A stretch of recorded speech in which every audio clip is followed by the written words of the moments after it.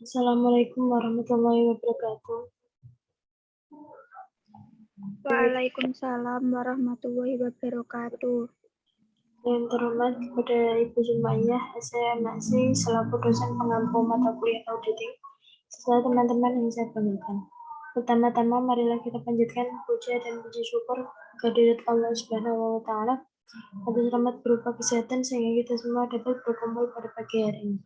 Tak lupa sholawat serta salam kita curahkan kepada junjungan kita Nabi Agung Muhammad SAW.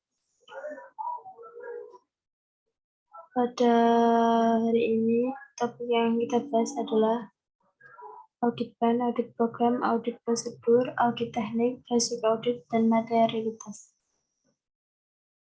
Perkenalkan, nama saya Habibat Romatinisa yang akan bertugas sebagai moderator sekaligus pemateri pertama pada pagi hari ini. Kemudian Putri Anissa sebagai pemateri kedua.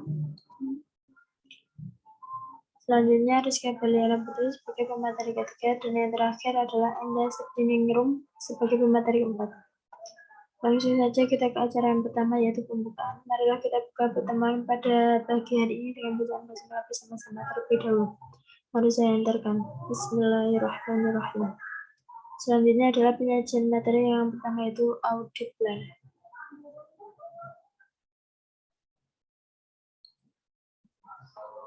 Audit plan adalah pengembangan strategi menyeluruh pelaksanaan dan lingkup audit yang disusun segera setelah manajemen letter atau surat perikatan yang disetujui oleh klien. Isi dari audit plan mencakup 1. Hal-hal mengenai klien. Pertama yaitu bidang usaha klien, alamat, nomor telepon berdasarkan akta pendirian. Kemudian status hukum perusahaan. Selanjutnya adalah kebijakan akuntansi. Dan yang keempat adalah laporan posisi keuangan komparatif dan perbandingan penjualan, seperti laba atau rugi tahun lalu dan sekarang. Kemudian perbandingan antara laporan posisi keuangan tahun lalu dan laporan posisi keuangan tahun sekarang atau bulan terakhir tahun sekarang, agar diperoleh gambaran mengenai ukuran besar kerjanya perusahaan. Kelima adalah klien kontak, seperti presiden, direktur, nasihat hukum. Kemudian yang keenam adalah auditor dan tax problem. Seperti hasil konfirmasi jika tahun lalu tidak memuaskan pada perusahaan. Kemudian nomor 2 adalah hal-hal yang mempengaruhi klien adalah bisa didapat dari majalah-majalah ekonomi atau surat kabar. Seperti ekonomi keuangan Indonesia. Seperti itu. Nomor 3 adalah rencana kerja auditor. Hal penting antara lain adalah staffing. Kedua, waktu pemeriksaan jenis. Dan jasa yang diberikan. Hal-hal tambahan adalah bantuan-bantuan yang diberikan kepada klien. Kemudian adalah tim schedule. Kemudian untuk pemateri kedua, saya serahkan kepada Saudari Putri Anissa. Waktu dan tempat kami silakan. Baik, terima kasih atas waktunya. Materi selanjutnya yaitu dalam perencanaan audit, auditor harus mempertimbangkan antara lain 1. Masalah yang berkaitan dengan bisnis satuan usaha tersebut dan industri di mana satuan usaha tersebut beroperasi di dalamnya. 2. Kebijakan dan prosedur akuntansi satuan usaha tersebut. 3. Metode yang digunakan oleh satuan usaha tersebut dalam mengolah informasi akuntansi yang signifikan, termasuk penggunaan organisasi jasa dari luar untuk mengolah informasi akuntansi pokok perusahaan. 4. Penetapan tingkat resiko pengendalian yang direncanakan. 5. Pertimbangan awal tentang tingkat materialitas untuk tujuan audit. 6. Pos laporan keuangan yang mungkin memerlukan penyesuaian atau adjustment.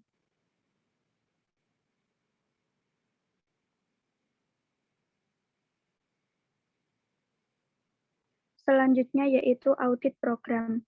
Audit program merupakan kumpulan prosedur audit dibuat tertulis yang rinci dan dijalankan untuk mencapai tujuan audit. Akan lebih baik jika audit program dibuat terpisah untuk compliance test dan substantif test. Audit program membantu auditor dalam memberikan perintah kepada asisten mengenai pekerjaan yang harus dilaksanakan. Audit program harus menggariskan dengan rinci prosedur audit yang menurut keyakinan auditor diperlukan untuk mencapai tujuan audit. Audit program yang baik harus menyantumkan 1. Tujuan pemeriksaan, yaitu serangkaian kegiatan menghimpun dan mengolah data, keterangan, dan bukti yang dilaksanakan secara objektif dan profesional berdasarkan suatu standar yang telah ditetapkan. 2. Prosedur audit yang akan dijalankan, yaitu prosedur audit yang baik harus dilaksanakan dengan menggunakan prosedur-prosedur yang telah ditentukan sebelumnya. 3.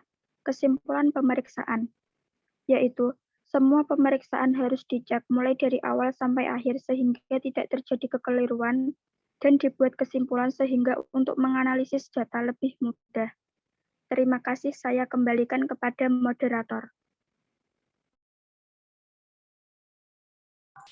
Baik, terima kasih. Kemudian materi ketiga akan disampaikan oleh Saudari Rizka Berliana Putri. Waktu dan tempat kami persilakan. Baik, terima kasih atas waktunya. Selanjutnya, audit prosedur dan teknik.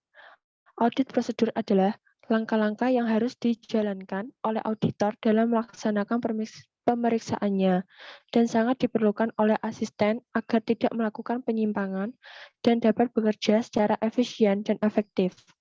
Audit prosedur dilakukan dalam rangka mendapatkan bahan-bahan bukti atau audit evidence yang cukup untuk mendukung pendapat auditor atas kewajaran laporan keuangan. Untuk itu, diperlukan audit teknik, yaitu cara-cara untuk memperoleh audit evidence seperti 1. Konfirmasi. Konfirmasi yaitu penegasan, pengesahan, atau pembenaran. Yang kedua, observasi. Observasi yaitu penelitian yang dilakukan dengan mengumpulkan data dan mengamati langsung di lapangan. Yang ketiga, inspeksi. Inspeksi merupakan pemeriksaan secara keseluruhan atau terperinci terhadap dokumen, catatan, atau kondisi fisik sesuatu. Dan yang terakhir, tanya jawab atau inquiry, yaitu mengajukan pertanyaan secara lisan atau tertulis kepada sumber-sumber internal, pihak yang diaudit ataupun kepada pihak luar yang dipandang kompeten.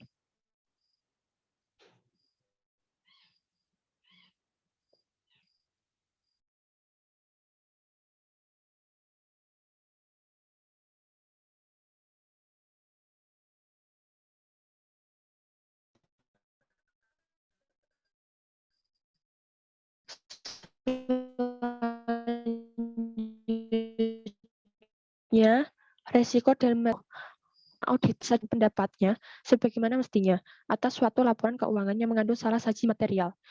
Selanjutnya, pengertian materialitas. Materialitas adalah besarnya informasi akuntansi yang apabila terjadi penghilangan atau salah saji dilihat dari keadaan yang melingkupinya.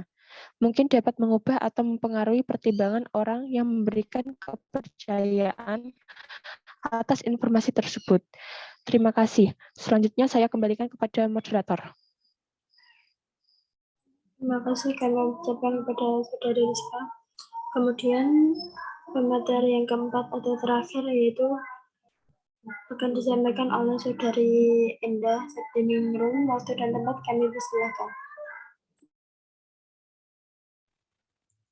Baik, terima kasih. Selanjutnya adalah dalam PSA nomor 25 diberikan pedoman bagi auditor dalam mempertimbangkan risiko dan materialitas pada saat perencanaan dan pelaksanaan audit atas laporan keuangan berdasarkan standar auditing yang ditetapkan Ikatan Akuntan Indonesia. Yang pertama, risiko audit dan materialitas memengaruhi penerapan standar auditing. Yang kedua, konsep materialitas mengakui bahwa beberapa hal baik secara individual atau keseluruhan. Yang ketiga, dalam perencanaan audit, auditor berkepentingan dengan masalah-masalah yang mungkin material terhadap laporan keuangan. Yang keempat, pertimbangan auditor mengenai materialitas merupakan pertimbangan profesional dan dipengaruhi oleh persepsi auditor atau atas kebutuhan. Yang terakhir, auditor merencanakan audit untuk mencapai keyakinan memadai guna mendeteksi salah saji yang diyakini jumlahnya cukup besar. Terima kasih. Selanjutnya saya serahkan kepada moderator. Terima kasih kami ucapkan kepada semua pemateri yang sudah menyampaikan materinya. Baik, mungkin hanya itu yang bisa kami sampaikan. Mohon maaf bila ada banyak kekurangan dalam menyampaikan materi ataupun pengucapan dalam menjelaskan. Kami mohon maaf yang sebesar-besarnya. Sekian. Terima kasih. Wassalamualaikum warahmatullahi wabarakatuh. Waalaikumsalam Warahmatullahi wabarakatuh.